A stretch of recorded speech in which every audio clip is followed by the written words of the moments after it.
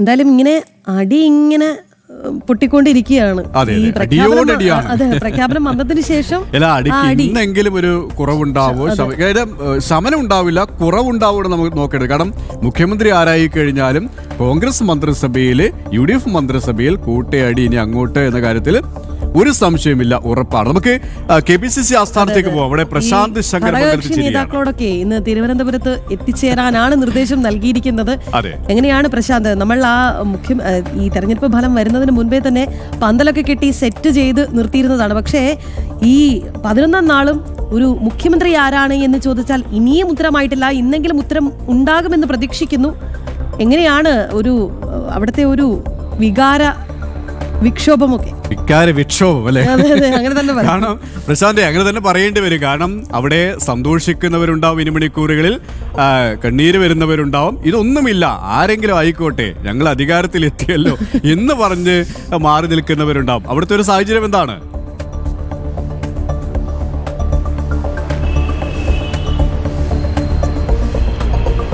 നമസ്കാരം KP രാഖി. നിലവിൽ KPCC ഓഫീസിലാണ് ഞാൻ നിൽക്കുന്നത്. അണികൾ ഓരോരുത്തരായി എത്തി തുടങ്ങുന്നത് മാത്രമേ ഉള്ളൂ. അല്പസമയം കഴിയുമ്പോൾ 10 മണിയോട് കൂടിയാകും എല്ലാവരും ഇവിടേക്ക് എത്തുന്നത്. എന്തായാലും ഈ കഴിഞ്ഞ 10 ദിവസത്തെ ഒരു അനിശ്ചിതത്വം, ആ അനിശ്ചിതത്വത്തിനൊരു മറുപടി ഉണ്ടാകുന്നു, അല്ലെങ്കിൽ അനിശ്ചിതത്വം മറനീങ്ങുന്നു എന്ന് വേണം നമുക്ക് മനസ്സിലാക്കേണ്ടിയിരിക്കുന്നത്. കഴിഞ്ഞ 10 ദിവസവും സംസ്ഥാനത്തെ മുഖ്യമന്ത്രി ആര് എന്ന ചോദ്യത്തിന് വലിയ അനിശ്ചിതത്വമായിരുന്നു. നമുക്കറിയാം, സമാനതകളില്ലാത്ത രാഷ്ട്രീയ നാടകങ്ങളാണ് കണ്ടത്. കസേര കളിക്കുള്ള വടംവലികൾ നമ്മൾ കണ്ടു. പലവട്ടം നടത്ത മാരത്തോൺ ചർച്ചകൾ നടന്നു, കേരളത്തിലായിട്ടും അതോടൊപ്പം തന്നെ കേരളത്തിന് പുറത്തും കേന്ദ്ര നേതൃത്വമടക്കം ചർച്ചകൾ നടത്തുന്നത് കണ്ടു. ഈ ചർച്ചകളിലൊന്നും സമവായം ഉണ്ടാകാത്തൊരു സാഹചര്യം, പരിഹാസങ്ങൾ, ഇത്തരത്തിലുള്ളൊരു വിജയം ഏറ്റുവാങ്ങിയിട്ട് പോലും വലിയ രീതിയിൽ പരിഹാസങ്ങൾ ഏറ്റുവാങ്ങേണ്ട ഒരു സാഹചര്യം കോൺഗ്രസ് അണികൾക്കുണ്ടാകുന്നു. വലിയ രീതിയിൽ വിമർശനങ്ങൾ ഉണ്ടാകുന്നു. പ്രത്യേകിച്ച് ഈ 3 നേതാക്കളും, കേരളത്തിലെ തന്നെ സമുന്നതരായ 3 നേതാക്കൾ ഇത്തരത്തിലൊരു മുഖ്യമന്ത്രിക്ക് വേണ്ടി തമ്മിൽ പിടിവലി കൂടുന്നതെല്ലാം വലിയ രീതിയിലുള്ള നാണക്കേട് ഉണ്ടാക്കുന്ന ഒരു സാഹചര്യമൊക്കെ ഉണ്ടായി. മാത്രമല്ല, മുഖ്യമന്ത്രി എവിടെയെന്ന ചോദ്യങ്ങൾ വലിയ രീതിയിൽ ഉയർന്നു. അതിനൊക്കെ ഒരു പരിഹാരം, അല്ലെങ്കിൽ അതിനൊക്കെ ഒരു പരിഹാരത്തിലേക്ക് എത്തുന്നു എന്നാണ്, ഇപ്പോൾ ഒരു സമവായത്തിലേക്ക് എത്തുന്നു എന്നാണ് നമുക്ക് മനസ്സിലാക്കാൻ സാധിക്കുന്നത്. കഴിഞ്ഞ ദിവസം മാരത്തോൺ ചർച്ചകൾ ഇതുമായി ബന്ധപ്പെട്ട് കോൺഗ്രസ് നേതാവ് രാഹുലും AICC അധ്യക്ഷനായിട്ടുള്ള മല്ലികാർജ്ജുന ഖാർഗെയും തമ്മിൽ നടന്നിരുന്നു.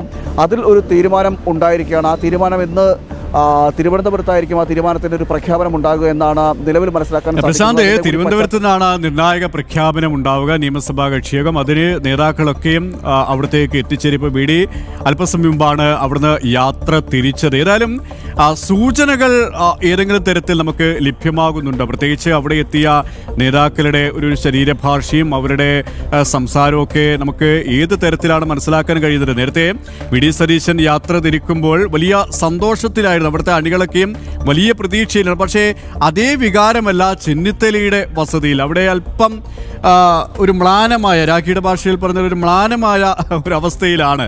എന്താണ് പൊതുവെ നമുക്ക് സൂചനകൾ ലഭിക്കുന്നത്? നമുക്ക് അവർ പ്രഖ്യാപിക്കാൻ കഴിയില്ല.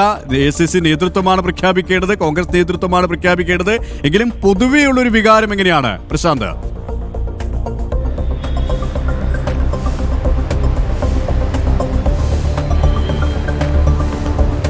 KP, അതുതന്നെയാണ് ഞാൻ സൂചിപ്പിച്ചത്. പലവട്ടം പലതരത്തിലുള്ള ചർച്ചകൾ നടന്നു. അതിനുശേഷമാണ് കഴിഞ്ഞ ദിവസം ഈ കോൺഗ്രസ് നേതാവ് രാഹുലും അതോടൊപ്പം തന്നെ AICC അധ്യക്ഷൻ മല്ലികാർജ്ജുന ഖാർഗെയും തമ്മിൽ ഒരു 45 മിനിറ്റ് നീണ്ടൊരു ചർച്ച നടക്കുന്നത്, ആ കൂടിക്കാഴ്ചയിൽ ഒരു സമവായം ഉണ്ടാവുകയും ഒറ്റപ്പേരിലേക്ക് എത്തിച്ചേർന്നു എന്നാണ് മനസ്സിലാക്കാൻ സാധിക്കുന്നത്. ആ ഒറ്റപ്പേര് എന്ന് പറയുന്നത് VD സതീശന് മുൻതൂക്കം നൽകുന്നതാണ് എന്നാണ് നിലവിൽ ലഭിക്കുന്ന വിവരം. കഴിഞ്ഞ ദിവസം തന്നെ അതിൻ്റെ ഭാഗമായിട്ടുള്ള ആഘോഷങ്ങളെല്ലാം VD സതീശൻ്റെ വീട്ടിൽ നടന്നിരുന്നു. എന്നാൽ തുടർന്ന് അന്ന് തന്നെ പ്രഖ്യാപനം, കഴിഞ്ഞ ദിവസം തന്നെ, അതായത് ഇന്നലെ തന്നെ പ്രഖ്യാപനം ഉണ്ടാകുമെന്ന് കരുതിയെങ്കിൽ പോലും പിന്നീട് അതിൽ അനിശ്ചിതത്വത്തിലേക്ക് വരികയും തുടർന്ന് പ്രഖ്യാപനം ഇന്നത്തേക്ക് മാറ്റുകയും ചെയ്തതാണ്. നിയമസഭാ കക്ഷിയോഗം 1 മണിക്ക് ചേരാനിരിക്കുകയാണ്. മറ്റ് ഘടകകക്ഷികളോടും തിരുവനന്തപുരത്തേക്ക് എത്തുവാൻ KPCC നേതൃത്വം നിർദ്ദേശം നൽകുകയും ചെയ്തിരിക്കുന്നു. ഈ യോഗത്തിൽ തന്നെ, അതായത് നിയമസഭാ യോഗത്തിൽ, കക്ഷി യോഗത്തിൽ തന്നെ ആയിരിക്കും പ്രഖ്യാപനമുണ്ടാകുക എന്നാണ് നിലവിൽ മനസ്സിലാക്കാൻ സാധിക്കുന്നത്. അതും മുദ്രവെച്ച കവറിൽ തന്നെ ഈ പ്രഖ്യാപനത്തിൻ്റെ ഈ നേതൃത്വത്തിന് നൽകും. അവിടെ പ്രഖ്യാപനം ഉണ്ടാകും എന്നതടക്കമുള്ള വിവരങ്ങളാണ് നിലവിൽ പുറത്തു വന്നുകൊണ്ടിരിക്കുന്നത്. എന്തായാലും നേതാക്കൾ ഓരോരുത്തരായി എത്തി തുടങ്ങുന്നേ ഉള്ളൂ. മാത്രമല്ല, മറ്റ് പല ക്യാമ്പുകളിലും ഇപ്പോൾ പല തരത്തിലുള്ളൊരു രീതിയാണ് ഇപ്പോൾ നമുക്ക് മനസ്സിലാക്കാൻ സാധിക്കുന്നത്. എന്തായാലും VD സതീശൻ്റെ ക്യാമ്പുകളിൽ വലിയ ആവേശം ദൃശ്യമാകുന്നുണ്ട്. അദ്ദേഹത്തിൻ്റെ ശരീരഭാഷ, അദ്ദേഹം തിരുവനന്തപുരത്തേക്ക് തിരിച്ചപ്പോൾ ആ ശരീരഭാഷ കണ്ടപ്പോൾ ആ ശരീരഭാഷയിൽ തന്നെ ഒരു വലിയ ആത്മവിശ്വാസം ഉള്ളതുപോലെയൊക്കെ നമുക്ക് മനസ്സിലാക്കാൻ സാധിക്കുകയും ചെയ്യുന്നുണ്ട്. ഇതിലേറ്റവും എടുത്തു പറയേണ്ടത് ഈ VD സതീശന് അനുകൂലമായി നിൽക്കുന്നു എന്നതിൻ്റെ ഘടകമെന്ന് പറയുന്നത് കഴിഞ്ഞ ദിവസം മുസ്ലിം ലീഗിൻ്റെ ഭാഗത്തു നിന്നും മുസ്ലിം ലീഗിൻ്റെ നേതൃത്വത്തിൻ്റെ ഭാഗത്തു നിന്നും ഒരു ഇടപെടൽ നടത്തിയിരുന്നു. ആ ഇടപെടലാണ് ആ VD സതീശൻ എന്ന പേരിലേക്ക് എത്തിച്ചേരാൻ കാരണം, അല്ലെങ്കിൽ എത്തിച്ചേർന്നത് എന്നാണ് നമുക്ക് ലഭിക്കുന്ന വിവരം. അതായത് മുസ്ലിം ലീഗ് ഇതുമായി ബന്ധപ്പെട്ടൊരു ഇടപെടൽ നടത്തിയത്, അത് പ്രിയങ്ക ഗാന്ധി അടക്കമുള്ളവരുമായി ബന്ധപ്പെട്ടൊരു ഇടപെടൽ നടത്തിയിരുന്നു. അതിൽ VD സതീശൻ തന്നെ മുഖ്യമന്ത്രിയാകണമെന്ന് അവരുടെ ആവശ്യം മുന്നോട്ട് വയ്ക്കുകയും ചെയ്തു. ഇല്ലെങ്കിൽ തുടർന്നുള്ള തെരഞ്ഞെടുപ്പുകളിൽ വയനാട് അടക്കമുള്ള തെരഞ്ഞെടുപ്പുകളിൽ ഒരു തിരിച്ചടി നേരിടാനുള്ള സാധ്യതകൾ തള്ളിക്കളയാൻ കഴിയില്ല. മാത്രമല്ല വയനാട് ഒരു സേഫ് സീറ്റായിട്ട് കരുതരുത് എന്നടക്കമുള്ള ചില മുന്നറിയിപ്പുകൾ ഈ നേതൃത്വത്തിന് നൽകിയെന്നാണ് നമ്മൾ മനസ്സിലാക്കുന്നത്. KPCC ആസ്ഥാനത്ത് നേതാക്കൾ എത്തിച്ചേർന്നുകൊണ്ടിരിക്കുന്നതേ ഉള്ളൂ. അവിടെ നേതാക്കളുടെ പ്രതികരണങ്ങൾ അല്പസമയം കഴിഞ്ഞ് നമുക്ക് അദ്ദേഹമായിരിക്കും ആദ്യം എത്തിച്ചേരുക എന്നാണ് നമുക്ക് തോന്നുന്നത്, അല്ലേ?